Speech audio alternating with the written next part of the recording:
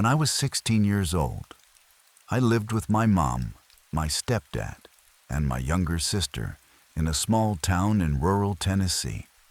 It was one of those places where your nearest neighbor was a good quarter-mile down the road, and the tree line started right where your backyard ended. I didn't mind it growing up. You get used to the quiet. What I never got used to was the storms. Tennessee thunderstorms aren't like anything else. They roll in fast, they hit hard, and they stick around like they own the place. On one particular Friday night in late July, we got one of the worst ones I can remember. The kind where the lightning doesn't even give you a full second before the thunder answers it back. The kind where you can feel it in your chest. My sister had already gone to bed. My mom and stepdad were watching something in the living room, and I was in my bedroom with the lights off, just listening to the rain hammer the roof the way I always like to do. There's something about a storm that feels almost cozy when you're safe inside. Or at least, that's what I used to think. At some point, I must have dozed off because I jolted awake, and the TV down the hall had gone quiet. I figured my parents had gone to bed. The storm was still going strong outside. I checked my phone. 1:48 a.m. I was about to roll back over when I heard something that didn't fit. Knocking, not the banging of a shutter or a branch hitting the siding. Actual knocking. Slow and deliberate, coming from the back of the house. 3 knocks, a pause, then 3 more. I lay there completely still, telling myself it was something structural. Old houses make sounds, especially in storms. Then it happened again. I got up and crept down the hallway toward the kitchen, which faced the backyard. The window above the sink gave you a direct view out to the tree line. I didn't turn any lights on. I stood up on the bottom of the counter slightly and looked out into the dark. For a few seconds, there was nothing. Just rain streaking down the glass and the occasional white flash of lightning turning the yard into a photograph. On the 3rd or 4th flash, I saw it. Someone was standing at the edge of the yard right where the grass met the woods. Just standing there. Not moving, facing the house. I dropped down from the counter and ran straight to my parents' room. My stepdad was up and moving before I even finished my sentence. He grabbed the flashlight from his nightstand and went to the back door. My mom pulled me into the hallway, and we both waited. He opened the back door and called out into the rain. Nothing answered. He stepped out onto the porch and swept the flashlight across the yard. I watched from the window in the kitchen door. The yard was empty. He came back inside soaking wet and told me I probably saw a deer or a shadow. I didn't argue, but I knew what I saw wasn't a deer. The next morning, my stepdad found the wooden lattice panel along the side of the house had been pulled halfway off the foundation. Underneath it, pressed into the soft mud, were shoe prints. Someone had been crouched under there, right beneath my bedroom window. We called the sheriff. He said they'd had 2 other calls from the county that same night. Someone had been cutting through properties along the tree line. They never caught whoever it was. But the part that kept me up for weeks after was something my stepdad pointed out when he was reattaching the lattice. The shoe prints didn't just go under the panel and come back out the same way. There were prints going toward the back door, too. Whoever it was had walked right up to the house at some point during the storm. How long they stood there before I woke up, I'll never know. I want to start this by saying I am not someone who scares easily, and I'm not someone who exaggerates. I work nights, I live alone. And I've been in that apartment for 3 years without a single problem. I'm telling this story because I genuinely don't have another explanation for what I experienced, and writing it down is the only thing that seems to help. This happened about 7 months ago on a Tuesday night.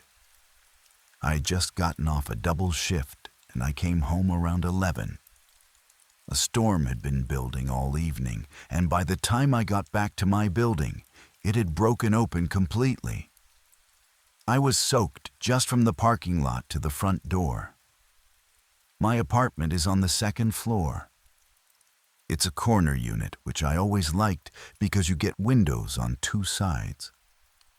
That night, I remember thinking how the lightning was making the whole place flicker like a strobe light, even with the blinds down. I made something to eat, took a shower, and by midnight I was in bed. I sleep with a white noise machine because of the job. I had it running, but I could still hear the thunder rolling through every few minutes. Honestly, it was helping me fall asleep. Then my white noise machine shut off. The power hadn't gone out. My phone was still charging. The lamp across the room was still on. Just the white noise machine had cut out. I reached over and clicked it back on and lay back down. It cut off again. I sat up and looked at it. The power switch was in the off position. I know I had turned it back on. I know I had. I clicked it again, and this time, I sat there watching it. It stayed on. I told myself I was overtired, and I lay back down. That's when I heard breathing. I want to be very precise about this, because I've gone over it 1,000 times since. It wasn't coming from inside the room. It was coming from directly outside my bedroom window. The window that faces the side of the building.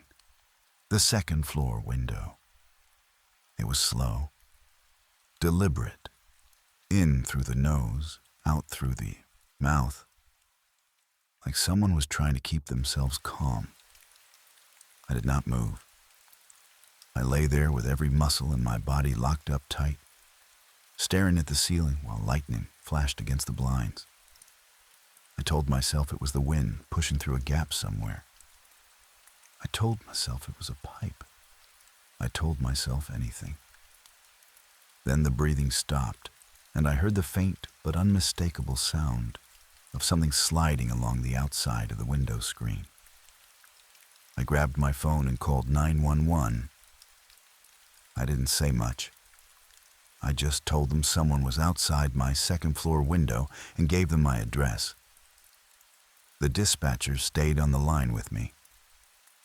I didn't move from that bed until I heard the officers at my front door. They found a ladder.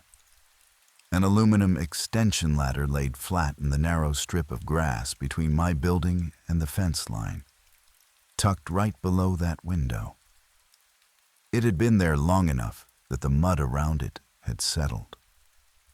The officer told me it had probably been used that night, and whoever brought it must have heard me moving around inside and cleared out.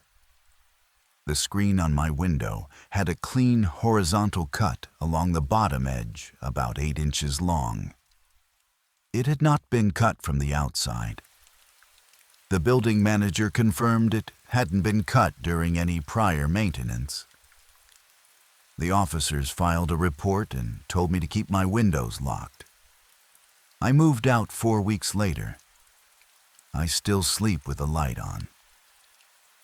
In the summer of 2017, I was 19 years old and working a seasonal job at a state park about 40 minutes from where I grew up. A few of us seasonal workers shared a small staff cabin at the edge of the park property. It was pretty basic. 4 bunk beds, a bathroom, a common area with a beat-up couch and a mini fridge. No cell service to speak of. There was a landline mounted on the wall by the door that connected to the main ranger station. There were 4 of us staying there that particular weekend. Me, my co-worker Dara, and two guys named Matt and Pete who worked trail maintenance. On Saturday evening, a storm system moved in fast, and the head ranger radioed to tell us to stay put for the night because one of the access roads had already flooded. That was fine by us. We had food, we had a deck of cards, and honestly, none of us were in a rush to drive in that weather anyway. By 10 o'clock, the storm was extraordinary. I remember Matt opening the cabin door just to look at it, and the wind nearly tore the door off its hinges. We shut it fast and locked it. Lightning was striking close enough that we could smell it. That particular sharp metallic smell that hits right before the boom. We were midway through a card game when the landline rang. Pete answered it. He stood there for a few seconds, said hello twice, then hung up and told us it was just static. We went back to the game. 10 minutes later, it rang again. This time Dara answered. Same thing. Static. She hung up and we all kind of looked at each other with that uneasy smile people do when they don't want to admit something is bothering them. It rang a third time and nobody moved to answer it right away. Eventually Matt picked it up, and this time he didn't hang up immediately. He stood there listening. His expression changed in a way that made my stomach drop. He slowly set the receiver down without hanging it up and walked back to the table and said very quietly that someone was on the line.